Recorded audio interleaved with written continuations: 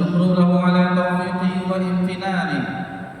أشهد أن لا إله إلا الله تعظيما لشأنه، وأشهد أن محمدا عبده ورسوله الداعي إلى رضوانه، والصلاة والسلام على آله وأصحابه إخوانه. أما بعد، alhamdulillah, puji syukur kehadiran Allah Subhanahu wa taala. Allah Subhanahu wa taala senantiasa mencurahkan nikmat kepada seluruh makhluknya, dan itu tidak pernah terhenti walaupun hanya sekejap mata. Kemudian salawat beriringkan salam kepada Nabi kita tercinta, yakni Nabi Muhammad sallallahu alaihi wasallam. Bapak-bapak, ibu-ibu, jamaah Masjid At-Taqwa, jamaah salat zuhur yang semoga diberkahi dan dirahmati Allah Subhanahu wa taala. Hari-hari istimewa, hari-hari yang terbaik di dunia, alhamdulillah telah berlalu. Karena di siang yang berbahagia ini kita berada di tanggal 15 Dzulhijjah tahun 1446 Hijriah, bertepatan dengan 11 Juni 2025 Masehi. Duyufur Rahman, tamu-tamu Allah Subhanahu wa taala yang tahun ini Allah undang, Allah panggil mereka untuk menunaikan ibadah haji, tepatnya di tanggal 13 Zulhijjah atau di tanggal 12 bagi yang mengambil nafar awal itu telah meninggalkan tenda-tenda Mina. Hanya satu yang tersisa, yaitu tawaf wada apabila telah ditentukan jadwal kepulangan ke negeri masing-masing. Dan kita tentunya berharap kepada saudara-saudari kita, orang tua kita, tetangga kita, kerabat kita yang menunaikan ibadah haji tahun ini, mereka menjadi haji yang mabrur, haji yang diterima oleh Allah Subhanahu wa taala. Adapun kita di tanah air, alhamdulillah, di Yaumun Nahar, di hari tanggal 10 Zulhijjah, begitu juga ada di sebagian di hari Tasyrik, telah menyembelih udhiyah, hewan kurban.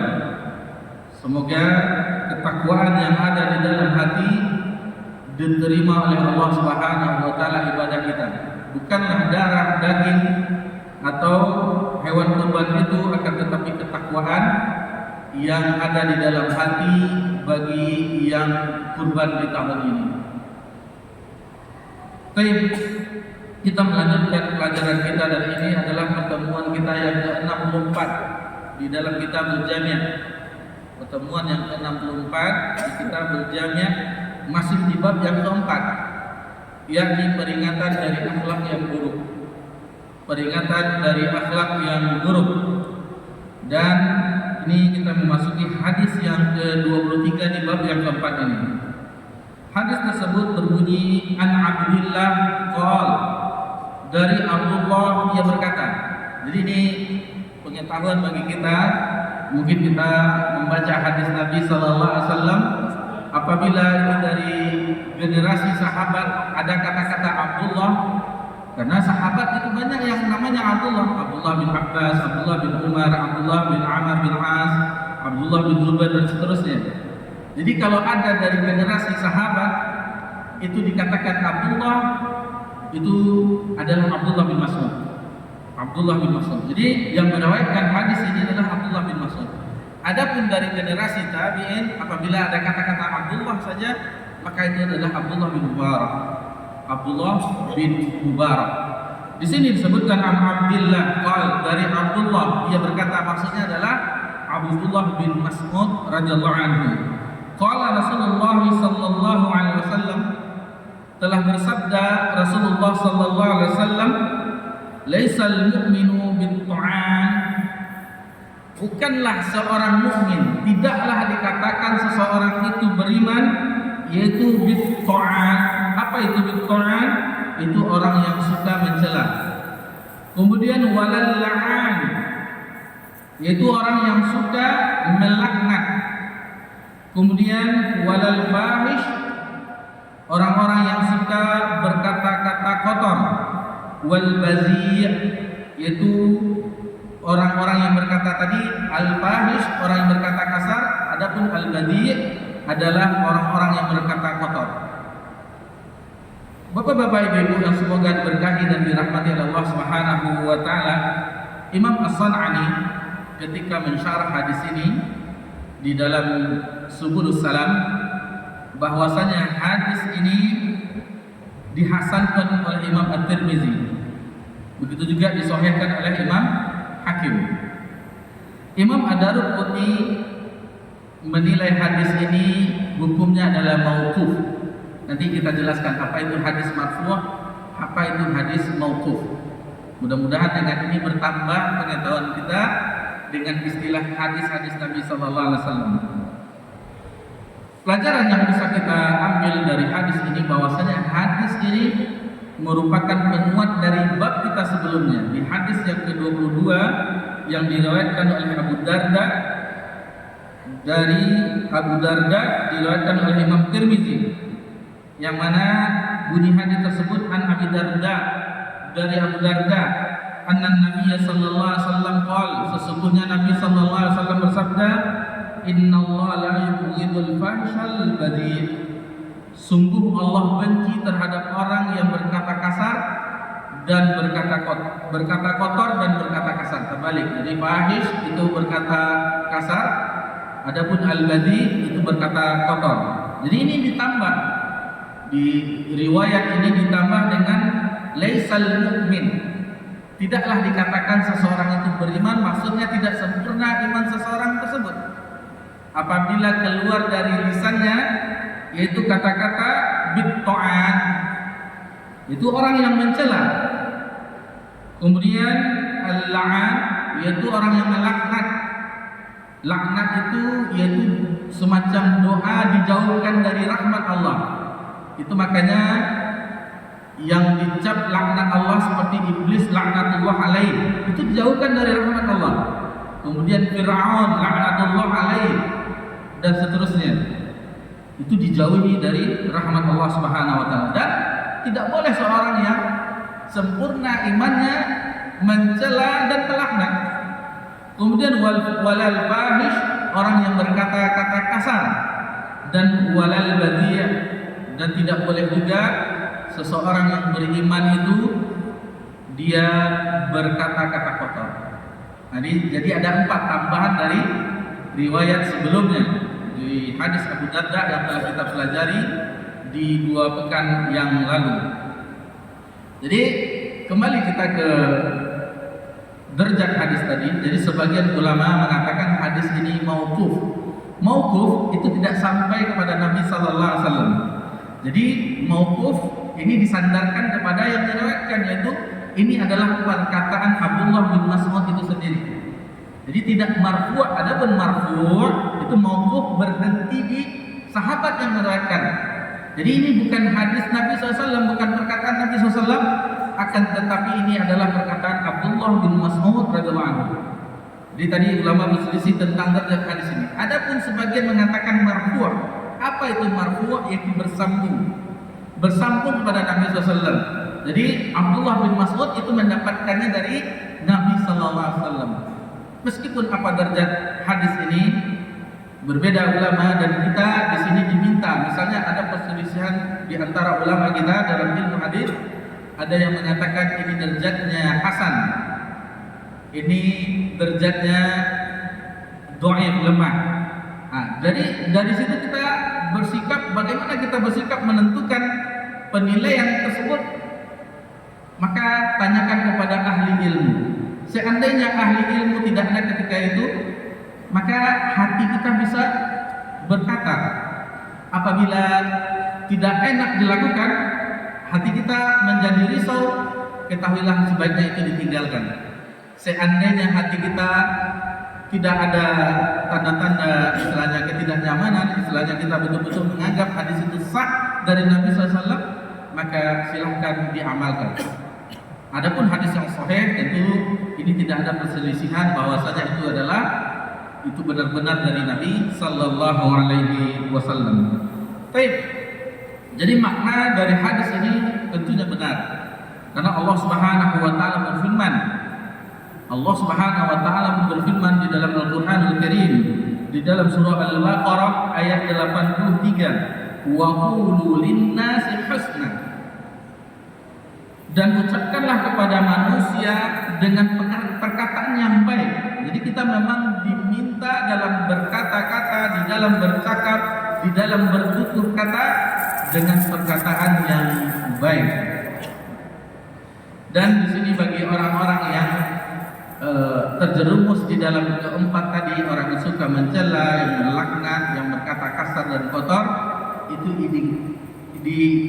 indikasi dari keimanannya yang kurang. Jadi orang yang beriman sempurna imannya tidak akan melakukan hal-hal tersebut, yang tidak mencela, tidak melaknat, yang tidak berkata kasar dan tidak berkata kotor. Baik.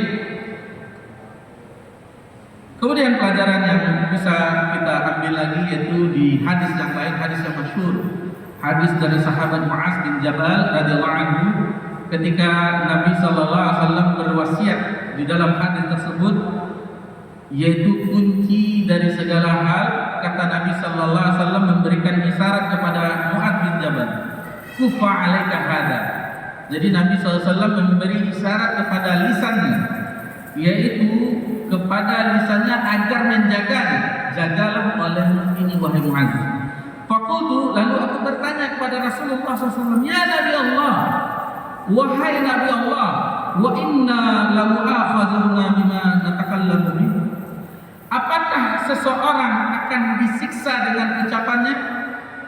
Faqal, lalu Nabi sallallahu alaihi wasallam menjelaskan, karena Mu'adz ketika itu heran, kok ada orang yang diadab dengan perkataannya. Kata Mu'adz, kata Nabi SAW diawali dengan semacam kalimat yang tidak bagus. Sakilat ummuk, celakalah engkau wahai Mu'adz.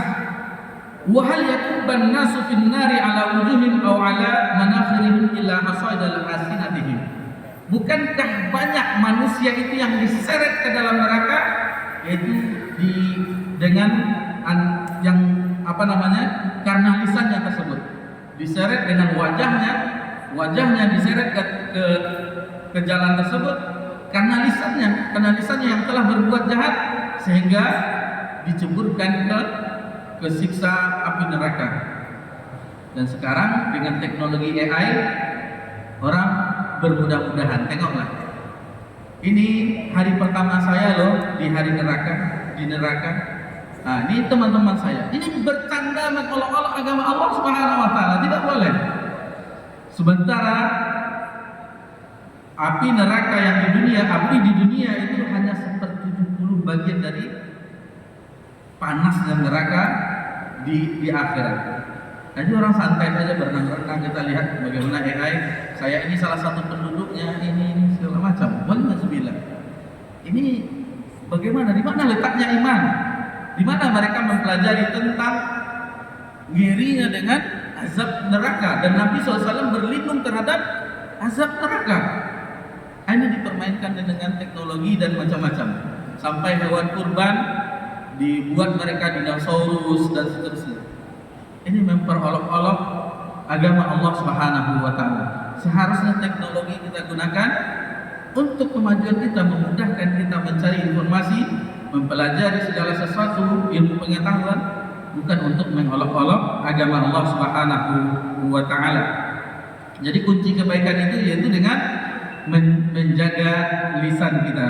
Dan betapa banyak ada seorang penyair itu dibunuh karena syairnya itu keluar dari lisannya, karena ada yang tersinggung dengan syairnya lalu dibunuh dia. Nah, jadi perkataan itu lunak, yaitu yang kata orang yang tidak bertulang, akan tetapi itu memudahkan, memicu kekacauan, pertengkaran, perkelahian, atau di rumah tangga perceraian dan seterusnya, bahkan peperangan. Terakhir ada dua yang merupakan bekal di dalam firman Allah Subhanahu wa taala, nanti bisa dilihat dalam surah Al-Ahzab ayat 70, ayat 71, dan ini adalah bekal yang utama di dunia dan di akhirat agar kita selamat. Allah Subhanahu wa taala berfirman, ya ayyuhalladzina amanu taqullah wa qulu qawlan sadida. Wahai orang-orang yang beriman, bertakwalah kepada Allah. Ini bekal yang pertama yang baik di dunia dan di akhirat. Wa tazawwadu fa inna khairaz zadi taqwa. Kemudian wa qulu qawlan sadida, dan berkatalah dengan perkataan yang benar. Di ayat selanjutnya, yaghfir lakum dzunubakum, apa lanjutannya, wa yuslih amalakum wa yaghfir lakum dzunubakum. Allah akan memperbaiki amalmu dan akan mengampuni dosamu. Jadi dua bekal kita di dunia dan di akhirat agar kita selamat dunia dan akhirat, yaitu bekal takwa dan bekal dengan perkataan yang baik. Mudah-mudahan pembahasan kita ini bisa kita pahami sehingga kita yang keluar dari lisan kita itu tidak ada celaan, tidak ada laknat, tidak ada kata-kata kasar, dan tidak ada kata-kata yang kotor. Mudah-mudahan bermanfaat bagi kita semuanya. Maka kita akhiri dengan subhanaka wa bihamdika, astaghfiruka wa atubu ilaik. Wassalamu ala nabi Muhammad sallallahu alaihi wasallam wa ala alihi wa sahbihi ajma'in. Walhamdulillahirabbil alamin. Wassalamu alaikum warahmatullahi wabarakatuh.